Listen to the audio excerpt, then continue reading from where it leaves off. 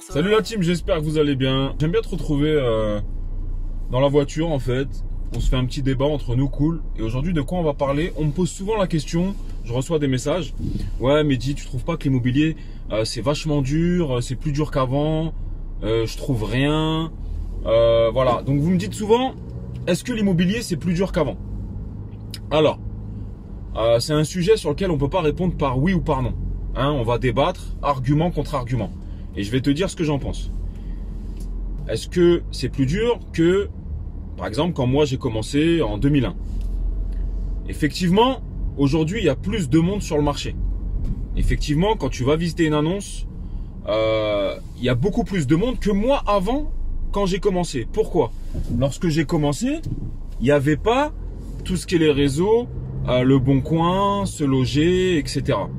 Il y avait que le réseau local, les agences et par exemple les journaux. Hein, pour ceux qui se rappellent, moi j'achetais J'annonce, j'achetais PAP, ça sortait le jeudi. Et finalement, quand j'allais sur un bien, c'est vrai que parfois je me retrouvais seul en visite. Et le réseau, mon réseau d'agents immobiliers, donc je me le suis pas constitué tout de suite, hein, mais ça marchait beaucoup comme ça. Et effectivement, quand j'allais sur un bien, je me retrouvais parfois seul. Et à premier abord, tu as envie de dire que c'était plus facile alors l'immobilier avant. Parce qu'il y avait moins de monde. Mais oui et non. Pourquoi? Parce que je te rappelle que moi, j'empruntais à 5,40. D'accord? S'il y a des débutants qui nous regardent. C'est comme si aujourd'hui, tu vas payer, je dis des chiffres, hein, tu vas emprunter 100 000 euros et tu vas payer 500 euros hein, sur 20 ans. Et ben moi, avec 500 euros, j'arrivais à emprunter que 60 000 euros. Tu me suis? Ça veut dire que toi, finalement, aujourd'hui, à 0,90, tu peux emprunter beaucoup plus que moi qu'en 2001 ou 2002. Par contre, c'est vrai que c'était moins cher les prix. Mais, encore une fois, parce que là, on débat, hein, argument contre argument, mais mon coût total du prêt, il était 2 fois plus cher, voire 2 fois et demi, que le tien aujourd'hui. Pour te donner un chiffre, quand j'empruntais 60 000 euros, au bout de 20 ans, je remboursais presque 100 000 euros. D'accord? Tu vois le truc? Toi, aujourd'hui, quand tu empruntes 100 000 euros à 0,90, regarde ton tableau d'amortissement. Dans 20 ans, à mon avis, tu as remboursé 108 000, 110 000. C'est pas des chiffres contractuels. Hein. Ne va pas me dire, non, j'ai fait le calcul, etc. J'ai pas la calculatrice sous les yeux.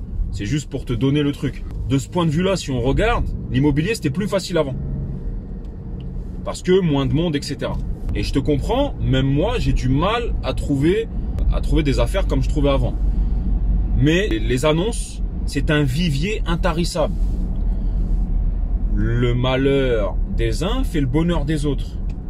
À la différence de 2001, 2002, quand moi j'ai acheté, et encore plus avant, au jour d'aujourd'hui, il y a beaucoup plus de divorces. Beaucoup plus de gens aussi qui ont acheté parce qu'ils ont écouté... voilà, hein, parce que tu as vu, ça se développe sur YouTube. Hein. Moi, avant, ça n'existait pas, ça. Donc déjà, c'est pour ça qu'il y avait moins de monde qui passe à l'action. Ça n'existait pas. Autre chose, aujourd'hui, il y a une pression sociale qui fait que tu gagnes que dalle. Tu travailles, ça paye plus le travail. Tu es taxé de tous les côtés. Voilà, je vais pas parler de politique. C'est pas mon rôle, mais ça paye plus. Donc les gens, ils cherchent une valeur refuge. Ils cherchent à essayer de faire quelque chose. Et c'est compréhensible. Franchement, c'est compréhensible. Et ils savent que, parce que même si le travail ça paye plus, il y en a qui bossent et qui gagnent pas beaucoup, ils ont quand même de la jugeote.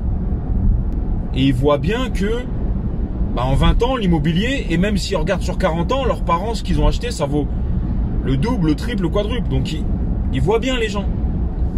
Donc ils se disent, on va peut-être faire pareil. Et malheureusement, beaucoup d'entre eux, ils sont pas formés. Et ils achètent sur un coup de tête.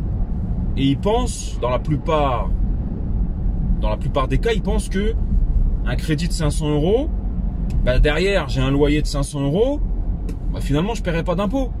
Ah non, je vais pas payer d'impôt. J'ai 500 euros de crédit, j'ai 500 euros de loyer, je fais 0 euros de bénéfice à la fin de l'année, 0. Je vais pas payer d'impôt. Si, tu vas payer beaucoup d'impôts. Non, c'est pas possible. Si, regarde, tiens. Et donc, ils ont voulu faire bien. Mais finalement, tout ça, ça va revenir à la vente. Alors, c'est qu'une prévision. Tu sais que moi, je suis investisseur depuis bientôt 20 ans. Et donc, j'ai vu certaines périodes, certaines phases. Donc, c'est qu'une prévision là que je te donne. Mais voilà où je voulais en venir, c'est que c'est plus dur peut-être qu'avant, mais ça coûte beaucoup moins cher en termes de prêt. Effectivement, ça coûte beaucoup plus cher en termes de prix d'achat. Mais quand tu regardes le coût total du prêt, ça coûte beaucoup moins cher. Donc, ça se compense. Aujourd'hui, ça paraît sur le papier plus dur qu'avant. Mais comme je te disais tout à l'heure, c'est un phénomène que tu peux pas... C'est pas plus dur qu'avant parce que des annonces, il y en a tout le temps. C'est un vivier intarissable. Je viens de t'en parler.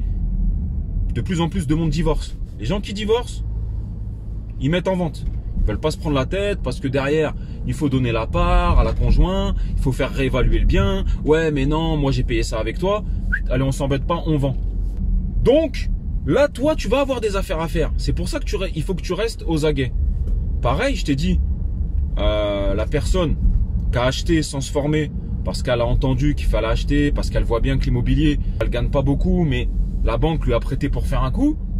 Bah, quand on va voir que 500 € de loyer pour 500 € de crédit, bah, finalement, elle paye quand même pas mal d'impôts, et ben elle va vendre. Parce que la pauvre, son travail, il n'a pas augmenté, son salaire, parce qu'elle n'y arrive plus. Elle va vendre. Et le malheur des uns fait le bonheur des autres, malheureusement. Donc nous, il faut qu'on se place là. Est-ce que c'est plus dur avant qu'aujourd'hui? J'ai pas de réponse absolue. Voilà. Si je devais choisir, tu sais que je suis sincère, si je devais choisir, effectivement, moi je reviendrais au temps d'avant. Si je pouvais, je reviendrais au temps d'avant. J'aurais fait beaucoup plus. Même pour plein de choses, hein, pour les financements et tout, c'était plus facile. Pourquoi c'était plus facile? Parce que les taux étaient beaucoup plus chers. Beaucoup plus chers, donc la banque, tiens, hein, je te passe 100 000, je récupère 160 000, prends. Ah, bien évidemment, à regarder, mais voilà, prends. Aujourd'hui, la banque, elle te passe 100 000, elle récupère 110 000. Elle va te prêter. Mais elle va te prêter parce que pour faire tourner l'économie et tout, mais c'est pas là aujourd'hui qu'elle prend énormément d'argent. Donc moi, si c'était à refaire, oui, je reviendrais au temps d'avant. Même si ça coûte beaucoup plus cher, même si les prêts coûtaient beaucoup plus cher, ça coûtait beaucoup plus cher, mais tu venais le déduire des revenus fonciers. Donc finalement, tu vois, et beaucoup moins de monde, beaucoup moins de concurrence. Mais si j'avais 20 ans aujourd'hui, je le ferais aujourd'hui aussi. Pourquoi? Parce que ça reste une valeur sûre. Je te dis pas que dans 10 ans, il y aura une grosse plus-value. Je sais pas, peut-être que oui, peut-être que la pression sociale fait que de plus en plus de gens veulent se loger et c'est l'offre et la demande. Et ça, on peut pas aller contre. Donc, mais je peux pas te garantir qu'il y aura la même plus-value que par exemple moi j'ai fait de 2001 à 2010 que toi là de 2019 à 2030. Peut-être que non, peut-être tu la feras x4. Toujours est-il que si j'avais 20 ans aujourd'hui, j'aurais commencé. Parce que ça reste une valeur sûre, parce que les taux sont bas. Maintenant, mon parcours d'investisseur me dit que moi, dans mon parcours d'investisseur, j'ai fait des périodes d'achat intensif, des périodes de pause parce que je sentais des signes, des périodes d'achat intensif, etc. J'ai fait qu'alterner de vente, où j'ai vendu pour garder du cash, etc. Aujourd'hui, qu'est-ce que me dit mon instinct? Qu'il faut continuer à acheter. Continuer à acheter des affaires rentables. Il y en aura, cher, je t'ai dit, divorce, machin, chouette, etc. Il y en aura. Par contre, aujourd'hui, moi, j'adopte une autre stratégie. J'achète, mais plus de manière intensive.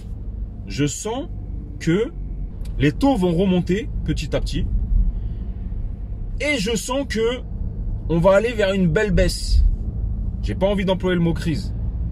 J'ai pas envie d'employer ce terme parce qu'on n'en est pas là et peut-être que je me plante carrément.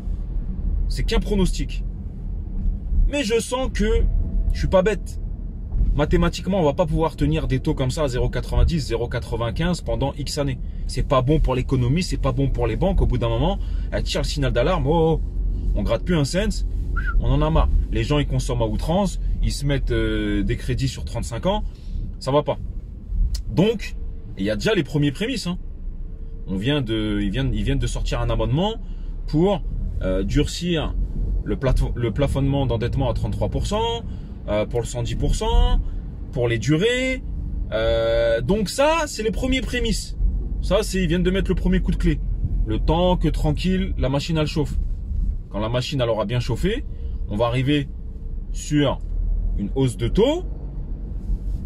Et mécaniquement, quand le taux monte, tu peux emprunter moins. Donc mécaniquement, le prix va baisser. Je sais pas, c'est un pronostic. C'est pour ça que là, moi, je suis en train de changer ma stratégie. Un investisseur, il s'adapte. Il cherche, il sent les bons plans. Et il cherche les premiers signes qui fait que le vent pourrait changer. Et là, je sens que moi que... Donc je continue à investir. Hein. Je trouve une bonne affaire, je la prends. Pas de problème. Mais je commence à être beaucoup plus rigoureux et beaucoup plus exigeant. Et j'ai l'impression que d'ici un an, vers fin 2020, on aura pris peut-être un point et mécaniquement les prix vont baisser. Pourquoi? Parce qu'aujourd'hui, quelque chose que tu peux acheter 300 000 euros qui va te faire payer 1000 euros, hein, 0,90 sur 20 ans, et ben demain, si ça prend 1 point, 1,5, 2 points, et ben tes 300 000 euros que tu vas emprunter, ça va pas te faire payer 1000 euros. Pour que tu payes 1000 euros, tu pourras emprunter que 220. Et quand il y a les premiers signes d'une baisse comme ça, généralement ça s'amplifie parce que tout le monde a peur et tout, et on arrive à un pic de baisse.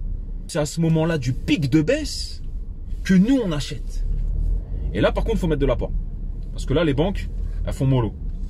Et paradoxalement, et pas mal celui-là, hein, paradoxalement, en 2008 quand c'est arrivé, et ben c'est là où moi je me suis le plus enrichi.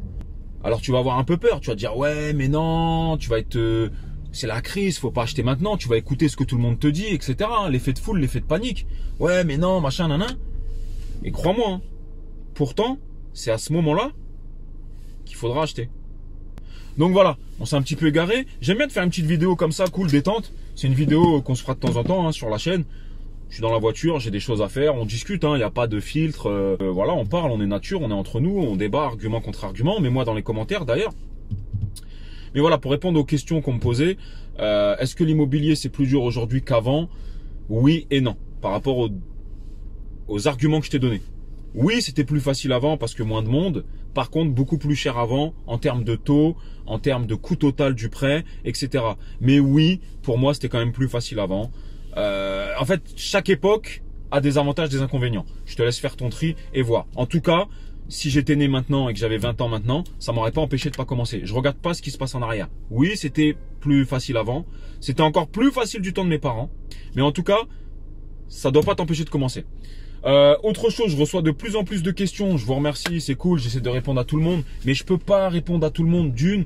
Et de deux, vous me posez des questions. Il y a certaines questions sur lesquelles je peux pas répondre.